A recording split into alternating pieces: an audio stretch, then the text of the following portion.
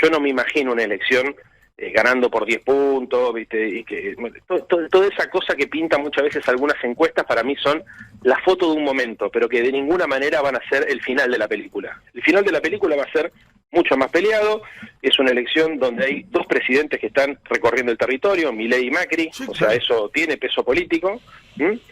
Nosotros, por otro lado, tenemos la posibilidad de tratar de interpelar un sector de la sociedad que se siente desilusionada con las políticas del PRO. Por eso, que adorne y lo acompañe a Milei y que entre así de sorpresa a un programa de televisión, nada, no deja de ser algo risueño. Pero bueno, a ver, es una peculiaridad. Sí. Lo que no es una peculiaridad, lo que verdaderamente es un dato político, son las declaraciones de Georgieva. Básicamente porque da a entender que el préstamo no se lo da al Estado argentino, se lo da a la Libertad Avanza. Claro. Entonces, si se lo da a la Libertad Avanza, que se lo cobre la Libertad Avanza mañana. Claro. Entonces, cuando los porteños vayan a votar y se encuentren con la boleta de la Libertad Avanza, ¿es la boleta, o la boleta violeta es la de la Libertad Avanza o la del FMI? Y no sé, pero acá hay dos cosas.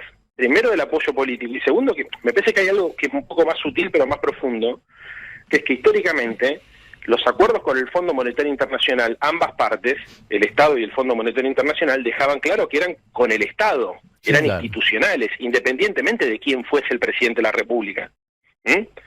Si la presidencia la máxima autoridad del Fondo Monetario Internacional dice que tiene que seguir el actual gobierno, bueno, porque tiene una adscripción ideológica o partidista, entonces que el día de mañana se lo cobra el actual gobierno. Llego al territorio de donde sí, no solo te vas a meter, sino que estás metido ya, porque está la campaña ya huyendo, y esto evidentemente, más allá de que esta semana el tema Francisco y su desgraciada muerte nos puso a todos en alerta y tuvimos que correr el foco de la atención, la cosa sigue y muy probablemente la semana que viene volvamos con tutti, ¿no? Sí, hicimos más o menos un acuerdo tácito entre la mayoría de las fuerzas de bajar la intensidad de la campaña en respeto por la memoria de Francisco, para acompañar también al pueblo argentino, porque como decís vos, es un hecho histórico. Difícilmente volvamos a conocer un argentino más importante de lo que fue Francisco para la humanidad. Entonces era importante desescalar, viste, el conflicto típico de una campaña electoral y tratar de construir, aunque sea un espacio de respeto y de silencio, para que podamos velarlo tranquilo, recordarlo tranquilo, y seguramente este fin de semana, después de la misa del sábado en la catedral, retomaremos la actividad parlamentaria y legislativa, y también en la campaña electoral. ¿Cómo haces o cómo hacen para tratar de evitar la nacionalización de una campaña que claramente hoy está direccionada a dirimir quiénes van a ser los legisladores de la ciudad de Buenos Aires, teniendo en cuenta que la mayor parte de los que encabezan y varios de los que están por detrás son figuras de la política a nivel nacional? Bueno, vos sos diputado nacional, tenés enfrente al portavoz presidencial, tenés enfrente diputados de la misma cámara en la que vos participás. ¿Cómo se hace para centrarla en la ciudad? Y hay que hacer las dos cosas, objetivamente, porque si bien nosotros tenemos una agenda local, con una propuesta local, y tratamos de discutir sobre los problemas del metro cuadrado de los porteños, basura, inseguridad, transporte, etcétera, etcétera, el hecho de que el vocero del presidente sea candidato y que la derecha se esté disputando el liderazgo de ese espacio político utilizando la ciudad de Buenos Aires como tubo de ensayo, obviamente te desnaturaliza muchas veces el debate. Entonces, por más que uno quiera discutir cómo resolvemos el problema del transporte del oeste de la ciudad, o cómo mejoramos la calidad de los servicios públicos porque hay una demanda enorme por la pérdida de calidad, viste, de repente aparece la discusión sobre la motosierra, aparece la discusión sobre el Fondo Monetario, y bueno, hay que entenderlo que eso también está en un contexto, porque finalmente la crueldad y el abandono, que son las dos características que nosotros identificamos en esta ciudad, abandono muy marcado por parte del gobierno de la ciudad, y una crueldad que tiene mucho que ver con el clima de época, que inicia Milei pero que continúa Macri, es el contexto que explica el deterioro de la ciudad de Buenos Aires y la crisis también de la derecha. Porque la verdad es que una de las características que también saltan a la luz todo el tiempo es que nosotros podemos ganar por muchos factores. Primero porque recorrimos la ciudad, segundo porque hemos cohesionado una minoría importante, y tercero porque la mayoría que representaban ellos estalló en mil pedazos. Ahora esa mayoría estalla en 1000 pedazos porque la gestión es pésima. Y sobre esa gestión pésima empieza la discusión del liderazgo de la derecha nacional. ¿Entendés? No es que se pelearon la Libertad Avanza y el PRO. Se pelearon esos dos, pero también se fue Marra por la Libertad Avanza, Sí, sí. se fue Larreta por el PRO, y además a Jorge Macri se le fueron todos los partidos aliados, el radicalismo, la coalición cívica, o sea, estalló todo eso. Sí, ayer analizábamos con Rosario Ayerdi, que tiene muy buena información de Rosada, de la política nacional, esto de que seguramente va a haber un dato significativo si es que finalmente, como las encuestas lo vienen anticipando, vos haces una gran elección y llegás a ganar. Pero también el dato va a ser la elección que puede llegar a ser el oficialismo en la ciudad, el oficialismo de la ciudad, el PRO aquí en la ciudad. Porque si uno mira los números, esta atomización le puede provocar una derrota histórica al PRO. Sí, igual hay que ser cautos en esto, Sí. porque las encuestas son la foto de un momento. Tenés razón. Sobre el final de la elección, seguramente va a haber un corrimiento por el voto táctico de un sector del electorado, y entonces la elección se va a poner mucho más competitiva. Yo no me imagino una elección ganando por 10 puntos, ¿viste? Y que toda esa cosa que pintan muchas veces algunas encuestas, para mí son la foto de un momento, pero que de ninguna manera van a ser el final de la película. El final de la película va a ser mucho más peleado. Es una elección donde hay dos presidentes que están recorriendo el territorio, Milei y Macri, Sí, o sea, eso tiene peso político. Nosotros, por otro lado, tenemos la posibilidad de tratar de interpelar un sector de la sociedad que se siente desilusionada con las políticas del PRO, y eso es lo que nos pone competitivos a nosotros. Que hay un sector del electorado, ya nos pasó la elección anterior, Mauro, o sea, la elección anterior nosotros sacamos muchos votos en el norte de la ciudad porque identificamos que había un problema con el código urbanístico. Sí, sí. Entonces, gente votante clásica del PRO te dice, pará, los negocios inmobiliarios hicieron que sea invivible mi barrio. Sí, te digo, Núñez. Leandro, Dígame. buen día, ¿cómo estás?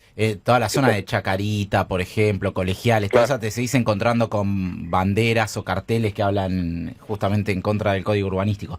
Te quería preguntar, Leandro, si pudiste ver ayer la irrupción del presidente en un programa de televisión que a muchos llamó la atención porque era un momento medio en donde, o sea, había un acuerdo tácito en la política de respetar el luto por la muerte de Francisco. ¿Y qué te pareció que esté ahí Adorni, que no se sabía muy bien en calidad de qué estaba ahí acompañando al presidente, ¿no? A ver, con todos los problemas que hay, es el que menos me generó ruido. Uh-huh. Me genera mucho más ruido las declaraciones de Catalina Georgieva recomendando votar por la Libertad Avanza, o declaraciones Sí. o de porque eso fue que frente a eso. Pero te juro, Claro. mirá que yo me acuerdo cuando Macri nos dijo Que había que que enamorarse, había que enamorarse de Cristín Lagarde. de Lagarde, que era la anterior bruja que estaba en el fondo. Ahora, que una presidenta o titular o directora del fondo te diga eso respecto muy del novedoso. gobierno nacional nuestro, es raro, ¿no? Por eso, que Adorni lo acompaña a Milei y que entre así de sorpresa a un programa de televisión, nada, no deja de ser algo risueño. O sea, a ver, uno no se imagina a otros presidentes en el mundo tomando esa actitud, ¿no? Porque en general se supone que los presidentes son tipos ocupados, que tienen agendas más comprimidas. Pero bueno, a ver, es una peculiaridad. Sí. Lo que no es una peculiaridad, lo que verdaderamente es un dato político, son las declaraciones de Georgieva. Básicamente porque da a entender que el préstamo no se lo da al Estado argentino, se lo da a la Libertad Avanza. Claro, Entonces, si se lo da a la Libertad Avanza, que se lo cobre la Libertad Avanza mañana. claro. Entonces, cuando los porteños vayan a votar y se encuentren con la boleta de la Libertad Avanza, ¿es la boleta, o la boleta violeta es la de la Libertad Avanza o la del FMI? Y no sé, pero acá hay dos cosas. Primero, el apoyo político, y segundo, que me parece que hay algo que es un poco más sutil pero más profundo, que es que históricamente los acuerdos con el Fondo Monetario Internacional, ambas partes, el Estado y el Fondo Monetario Internacional, dejaban claro que eran con el Estado, Sí, eran claro. institucionales, independientemente de quién fuese el presidente de la República. Si la presidencia la máxima autoridad del Fondo Monetario Internacional dice que tiene que seguir el actual gobierno, y bueno, porque tiene una adscripción ideológica o partidista, entonces que el día de mañana se lo cobra el actual gobierno. Uh-huh. Sí, ¿Por qué sería el Estado? Insto a los ¿Cómo? argentinos a mantener el rumbo, dijo Cristalina Georgieva. Ahora, Leandro, te quería hacer otra pregunta por el tema de, bueno, lo que venías hablando, esto de la agenda nacional, que de alguna manera siempre se mezcla también en algún punto con la agenda local, porque es así, la agenda nacional está en todos lados y lo que pasa en los distritos también tiene que ver con lo que pasa con la macroeconomía y demás.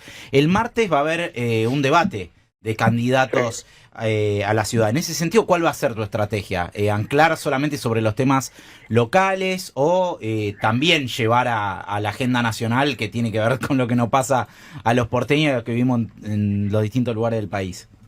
Mira, te voy a pinchar el globo porque se convoca con el nombre de debate, pero no es un debate, Sí. porque hay 17 candidatos. Claro, Cada es un candidato. quilombo eso. Cada candidato tiene 6 minutos en total, el debate va a durar 3 horas, vamos rotando. A ver, pobre, la gente que organiza el debate no tiene nada que ver. No, obvio. Lo que pasa es que es insólito que con 17 candidatos Claro. se pretenda... En 3 horas. Claro, es imposible. Sí, imposible. sí. Igualmente. Será un momento para que cada uno exponga algunas ideas. Por supuesto, nosotros vamos a llevar un planteo que va a ser local, es el debate sobre la ciudad, y hay que hablar sobre temas de esto lo subrayo, hay que hablar sobre temas de la ciudad, porque Bien. si desdoblamos la elección en la ciudad de Buenos Aires era para tener una agenda local, Claro. para que las vecinas y los vecinos sepan cuáles son las miradas sobre los problemas locales. Entonces yo voy a ir con una agenda local y voy a responder sobre temas locales, punto.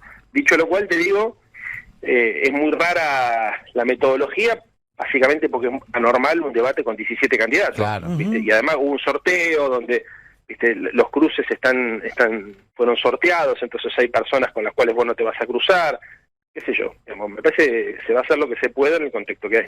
En la agenda nacional hay un tema que quedó también postergado esta semana y que a vos te tiene también como parte integrante de los protagonistas, porque la Cámara de Diputados tenía que haber abordado esta semana el tema Libra, y claramente Sí. hay una comisión investigadora y todo quedó demorado para la semana próxima. ¿No tenés la sensación que el gobierno el oficialismo logró pinchar un poco el globo respecto de la expectativa que se había puesto en torno a este tema? Pero lo que pasa es que lo del Papa también jugó ahí, Sí, claro, porque iba a ser la semana pasada, ¿me entendés? Y ahora, por ejemplo, va a ser el martes la interpelación al jefe de gabinete. Entonces, Claro. viste, también ahí hay que decir que después de semejante noticia todos tenemos la sensación de que el clima social y político cambió. Ujú. Seguramente, bueno, después de que se lo entierra Francisco, que se empieza a hablar del cónclave y todo esto, la vida política argentina va a tomar cierta regularidad. Vos fíjate que si hoy entras a los diarios, yo lo vengo haciendo todos los días, varias veces al día, las principales noticias siguen siendo de Roma. Y más o menos, más allá de que los programas funcionen más o menos el rating, el grueso de la discusión en los programas de televisión gira alrededor Ujú. a los últimos días de Francisco y a la sucesión. Así que eso te diría que me parece que es natural. Después, obvio que en la Argentina todo dura poquito. Además, agregale que hay como una tendencia a que todos los temas se queman rápido y que lo que hoy parece que es una tragedia, mañana nos olvidamos y estamos discutiendo otra cosa. Eso Ujú. también es así. Pero me parece que lo del Papa explica mucho lo que decís vos. ¿Cómo venís viviendo todo este episodio de Moretti, más allá de tu condición de hincha, por supuesto? La verdad no lo puedo creer, para mí es dantesco todo. El tipo metiéndose los fajos de billetes, la justificación que da, la madre que paga para que juegue el pibe, Sí. eso también me parece, no lo puedo creer como padre eso, ¿viste? Pagar para que juegue tu hijo es engañar a tu hijo también. Después otra cosa que me pareció insólita, yo no sé si eso se confirmó, San Lorenzo gastó $220.000 para ir a Quito, para Sí, llevar una comisión de 150 tipos con la deuda de 30 palos que tenemos. La verdad que también no sé cómo eso no fue un escándalo, ¿no? Es lo que dijo Moretti en el video, que financió con $220.000 a la comitiva de barras que llevó en un vuelo charter, sí. Qué vergüenza.